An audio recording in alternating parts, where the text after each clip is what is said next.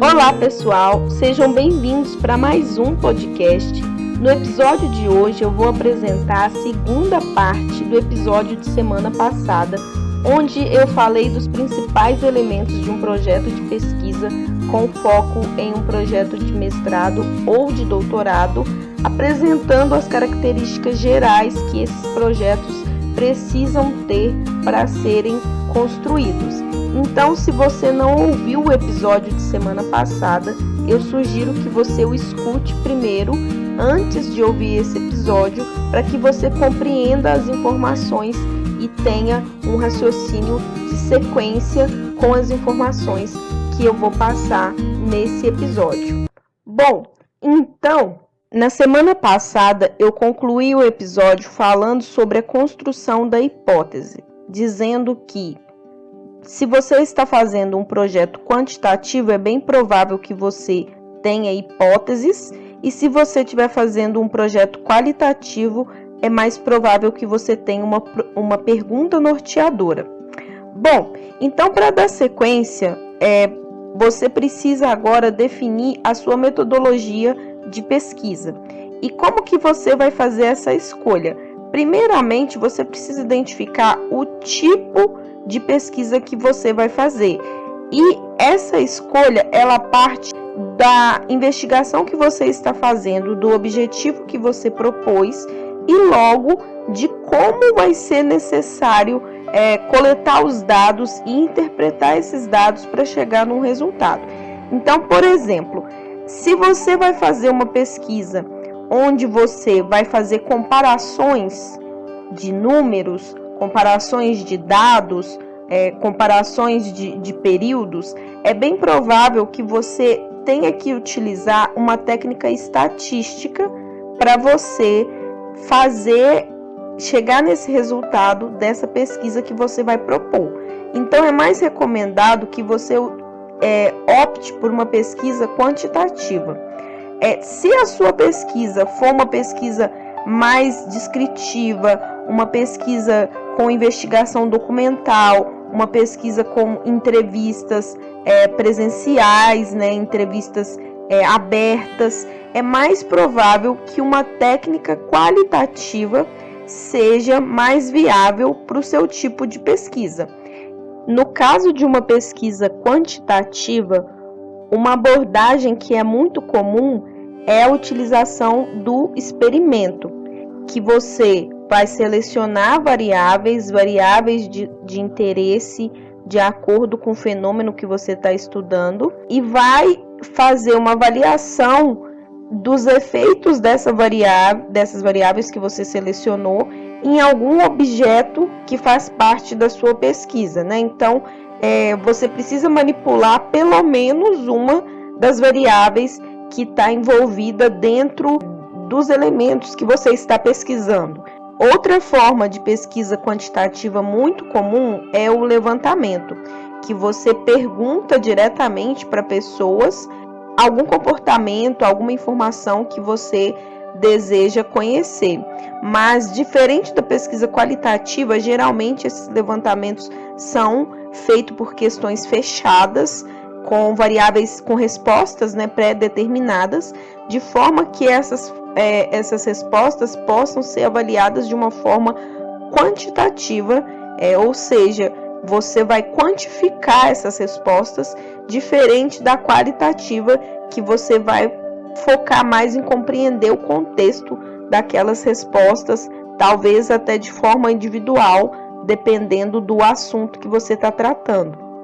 Já em estudos qualitativos, uma abordagem que é muito comum e que eu particularmente é a que eu mais aprecio dentro das abordagens qualitativas, é a análise de conteúdo, que você vai fazer uma investigação em alguns materiais, pode ser tanto texto como áudio ou qualquer outro objeto que você consiga interpretar as informações que são relevantes naquele objeto, e aí seguem algumas etapas, que é a pré-análise, exploração do material, tratamento dos dados, inferência e interpretação. Outra abordagem muito comum é o estudo de caso, né? Que você vai selecionar poucos objetos, né, de alguma determinada situação, e você vai buscar uma riqueza de detalhe, uma compreensão profunda. Você vai explorar uma situação real, né, de uma forma profunda, com riquezas de detalhes. Bom, agora que você já escolheu a abordagem de pesquisa e o tipo de pesquisa, você precisa identificar como que você vai coletar essas informações para você fazer a sua pesquisa. Se você vai fazer uma pesquisa qualitativa, é mais comum que você entreviste pessoas ou que você recorra a dados secundários. E o que são isso? Dados secundários são dados que já foram coletados por outras pessoas e que você tem acesso a esses dados de alguma forma. Por exemplo, dados do IBGE são fontes de dados secundários utilizados, que podem ser utilizados em algumas pesquisas para algumas situações. No caso da pesquisa quantitativa, você também pode usar um dado secundário, não é uma exclusividade da pesquisa qualitativa, e você também pode fazer essa coleta a campo, né? Que seria, no caso que eu exemplifiquei anteriormente, você fazer um questionário e distribuir esse questionário. Como no caso da pesquisa quantitativa, geralmente as amostras são maiores, porque você está buscando uma representatividade da população, enquanto na pesquisa qualitativa você está fazendo uma exploração inicial de algum assunto, na maioria das vezes, uma amostra maior acaba exigindo mais esforço para coletar esses dados.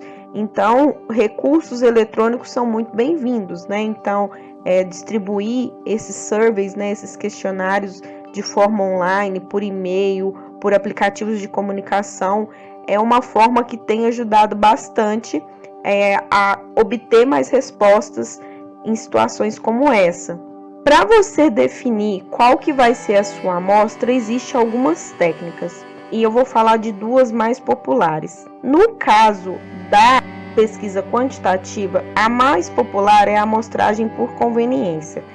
Ela recebe muita crítica porque ela não traz uma representação fiel daquela população que você está explorando, uma vez que ela não tem uma aleatoriedade na escolha dos participantes da amostra. Mas ainda assim, pela facilidade de coleta, né, principalmente para quem está iniciando, acaba sendo um tipo de amostragem muito utilizada. Mas se você tiver a oportunidade de coletar os seus dados utilizando outra técnica para selecionar a sua amostra, que tem uma representatividade, vai ser melhor para a qualidade dos seus dados.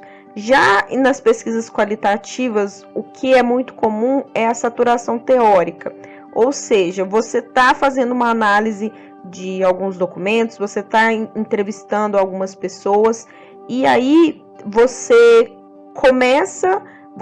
encerra a sua amostra a partir do momento que você percebe que tudo está sendo repetitivo. Ou seja, ler novos documentos não trazem novas informações, entrevistar novas pessoas não trazem novas informações, então acaba que não justifica você continuar fazendo aquela coleta, já que você não está trazendo nada que está contribuindo com novas informações. Bom, quando você já definiu a sua amostra, já definiu a sua população, já definiu o seu tipo de pesquisa e a abordagem que você vai utilizar, você precisa fazer um pré-teste. Geralmente o pré-teste ele não é utilizado em pesquisas qualitativas, só quando tem algum tipo de padronização. Então, por exemplo, se você vai fazer uma pesquisa qualitativa e você vai fazer a mesma pergunta e você não vai ter uma entrevista pessoalmente, aquelas respostas vão ser enviadas por e-mail, então vai ser mais complicado para aquela pessoa questionar com relação a alguma dúvida. Então acaba que em situações semelhantes utiliza-se pré-teste em pesquisas qualitativas, mas não é o comum. O mais comum são pesquisas quantitativas. E o que é um pré-teste? Você vai selecionar pessoas com as mesmas características da sua amostra e vai mostrar o seu instrumento para aquela pessoa, pedir para aquela pessoa testar aquele instrumento e relatar as dificuldades que ela presenciou ali, para que você possa melhorar o seu instrumento, para aí sim partir para a coleta definitiva. Bom, eu estou falando de todas essas questões, mas quando você está fazendo um pré-projeto, você precisa fazer uma metodologia onde você vai deixar tudo muito bem detalhado. Então, o seu tipo de pesquisa tem que estar muito bem detalhado, sua abordagem, o tamanho da sua amostra, como que você chegou no tamanho daquela amostra, né? Se foi uma saturação teórica, se foi um cálculo amostral também, que é utilizado em pesquisas quantitativas para chegar ao tamanho daquela amostra, como que você vai desenvolver o seu instrumento, como que aqueles dados vão ser coletados, como que você vai a campo e como vai fazer o tratamento desses dados.